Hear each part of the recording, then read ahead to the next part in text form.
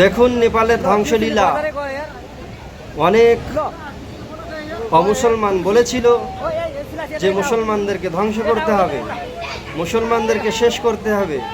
বিভিন্ন রকমভাবে আক্রমণ করেছিল মসজিদের উপরে বিভিন্ন রকমভাবে আক্রমণ করেছিল, আজান নিয়ে অনেক রকমের কুকথা বলেছিল।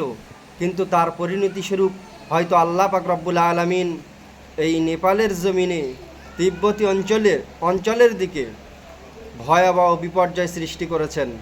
জানি না আল্লাহ পাক রব্বুল আলামিন সেই তার প্রতিফলন দিচ্ছেন নাকি, তবে আমরা এটা কামনা করি না। কারণ অনেক নিষ্পাপ মানুষও আছে যারা মুসলমানদের বিরুদ্ধে কথা বলে না, বরং মুসলমানদের পক্ষে কথা বলে, ভাই ভাইয়ের সম্পর্ক বজায় রাখার চেষ্টা করে এবং মুসলমানদের সঙ্গে সুসম্পর্ক রেখে হাতে হাত দিয়ে কাঁধে কাঁধ দিয়ে চলার চেষ্টা করে।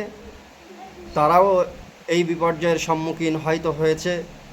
সমস্ত মানুষের জন্য আমরা দোয়া করি, আল্লাহ পাক রব্বুল আলামিন সবাইকে হেফাজতে রাখেন এবং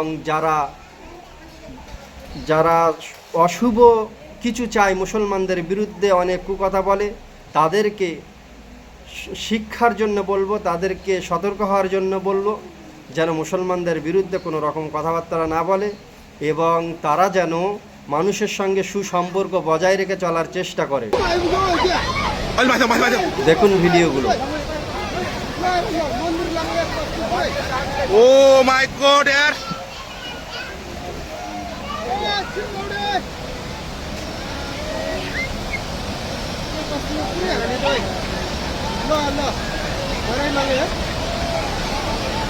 बहुत रहा है